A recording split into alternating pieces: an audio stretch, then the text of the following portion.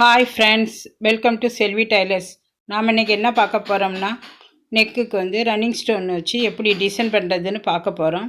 கூடவே வந்து ரிங்கும் மிரர் வச்சு டிசைன் பண்ண போகிறோம். எப்படி பண்ணுறேன்னு பாருங்கள். இப்போ நான் அதுக்கு வந்து தேவையான பொருளாக உங்களுக்கு பார்த்துட்ருக்கீங்க. ரன்னிங் ஸ்டோன் அதை வந்து நான் சின்ன சின்ன பீஸாக கட் பண்ணியிருக்கேன். அப்புறம் ஒயிட் கலர் ஸ்டோன், மிரரும் ரிங்கும் எடுத்திருக்கேன், பால் செயின் எடுத்திருக்கேன், அப்புறம் முத்து பாசியும் எடுத்திருக்கேன். கூடவே 2 லைன்ஸாக வந்து ரன்னிங் ஸ்டோனும் எடுத்து வச்சுருக்கேன் கழுத்தை சுற்றி வைக்கிறதுக்காக. அதோட ஒயிட் கலர் நூலும் ஊசியும் எடுத்திருக்கேன். நம்ம வந்து இப்போ வந்து எப்படி தைக்கிறதுன்னு பார்ப்போம். இப்போ நான் வந்து போட் நெக் கழுத்தாக்கும் வரைஞ்சிருக்கேன். அது மேலே வந்து ஒயிட் கலர் ரன்னிங் ஸ்டோன் வச்சு கையால் தைக்க போகிறேன். உங்களுக்கு விருப்பம் இருந்துச்சுன்னா மிஷின்லேயும் வச்சு தையுங்க, அது கொஞ்சம் ஈஸியாக இருக்கும். இப்போ நான் வந்து கையால் வந்து ரன்னிங் ஸ்டோனை வந்து தைச்சி முடித்ததுக்கப்புறம் 2 சைடுமே வந்து ஒயிட் கலர் வந்து பால் செயினை வச்சு ஃபேப்ரிக் க்ளூ வச்சு ஒட்ட போகிறேன். நீங்களும் ஒட்டுறது இருந்தால் ஒட்டுங்க, இல்லைன்னா வந்து கையால் வந்து தைச்சிங்கன்னா கொஞ்சம் ஸ்ட்ராங்காக இருக்கும். என்னோடய சேனலை இதுவரை சப்ஸ்கிரைப் பண்ணாதுங்க, சப்ஸ்கிரைப் பண்ணுங்கள். கூடவே வர பெல் பட்டன் அமுக்குங்க. அப்போ தான் வந்து என்னோடய அடுத்தடுத்த வீடியோ உங்களுக்கு வந்து கிடைக்கும். அதோட என்னோடய வீடியோ பிடிச்சிருந்துச்சுன்னா நீங்கள் வந்து கமெண்ட் பண்ணுங்கள், லைக் பண்ணுங்கள், ஷேர் பண்ணுங்கள்.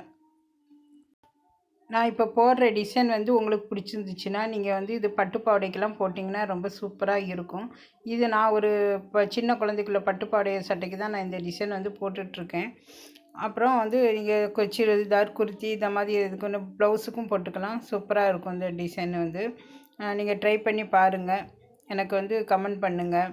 இது ஒரு சிம்பிள் டிசைன் தான், ரொம்ப செலவும் ஆகாது. கூடி போனால் ஒரு 50 ரூபா மட்டும்தான் செலவாகும். நீங்கள் அதனால் இதை கண்டிப்பாக ட்ரை பண்ணி பாருங்கள். இது போட்டு பார்த்தீங்கன்னா ரொம்ப கிராண்டாகவும் இருக்கும், நல்லா சூப்பராகவும் இருக்கும்.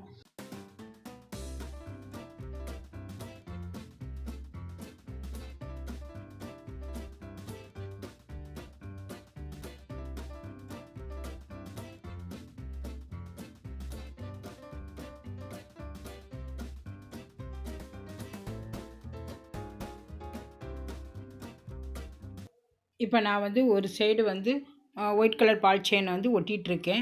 இப்போ அது முடித்ததுக்கப்புறம் நான் வந்து ரிங்கு கீழே வந்து முத்து பாசி தொங்குற மாதிரி தைக்க போகிறேன்.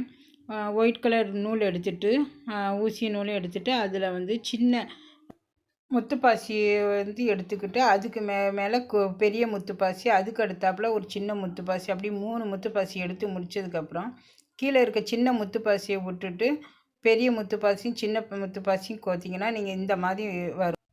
இதை எடுத்து ரிங் இருக்கு இல்லையா, ரிங்குக்கு கீழே இருக்கிற செயின் ஸ்டிச் இருக்கும், அது வழியாக உள்ளே விட்டோம்னா விட்டு முடிச்சு போட்டுருங்க. முடிச்சு போட்டிங்கன்னா வந்து கொஞ்சம் முடிச்சு போடுறப்போ கொஞ்சம் லூஸாக முடிச்சு போடுங்க, இல்லைன்னா அது வந்து ஒரு மாதிரி ஸ்டிப்பாக நின்றுட்டுருக்கும், நல்லா இருக்காது.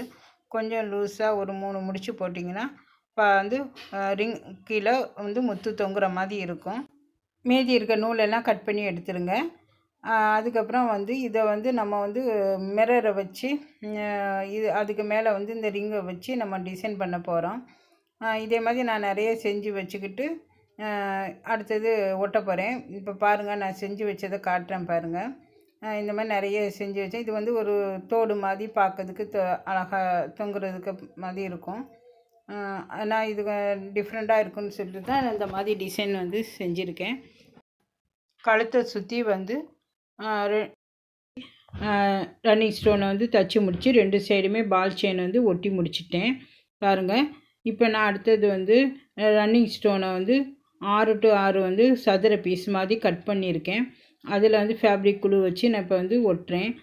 வந்து அதுக்கு கீழே இப்போ பார்த்திங்கன்னா நான் வந்து ஒட்டி முடிச்சிட்டேன். இப்போ அதுக்கு கீழே வந்து சின்ன குட்டி மிரர் வந்து ஃபேப்ரிக் குழு வச்சு ஒட்ட போகிறேன்.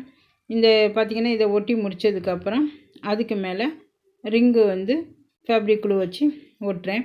நீங்கள் வந்து ரன்னிங் ஸ்டோனையும் ரிங்கையும் வச்சு கையால் ஊசி நூல் வச்சு தைச்சிட்டிங்கன்னா இன்னும் கொஞ்சம் ஸ்ட்ராங்காக இருக்கும். உங்களுக்கு விருப்பம் இருந்தால் நீங்கள் தைங்க, இல்லைன்னா அப்படியே ஒட்டி வச்சுருங்க. இப்போ பாருங்கள், நான் வந்து ஒட்டி முடித்தாச்சு. ஒட்டி முடித்ததுக்கப்புறம் காஞ்சதும் பின்பக்கமாக நீங்கள் அயர்ன் பண்ணினீங்கன்னா எல்லாமே துணியோடு எல்லாம் நல்லா ஒட்டிடும். நீங்கள் அதுக்கப்புறம் தண்ணியில் நனைச்சாலுமே வந்து தனியாக ரன்னிங் ஸ்டோனும் ரிங் ஸ்டோன் எல்லாம் கலண்டு வராது. அதனால் நீங்கள் வந்து நல்ல பின்பக்கமாக அயர்ன் பண்ணிடுங்க.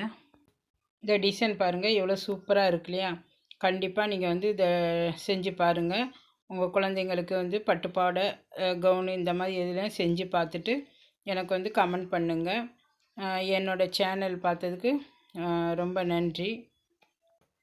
என்னோடய அடுத்தடுத்த வீடியோவை கண்டிப்பாக பாருங்கள். உங்களுக்கு பிடிக்கும்னு நினைக்கிறேன்.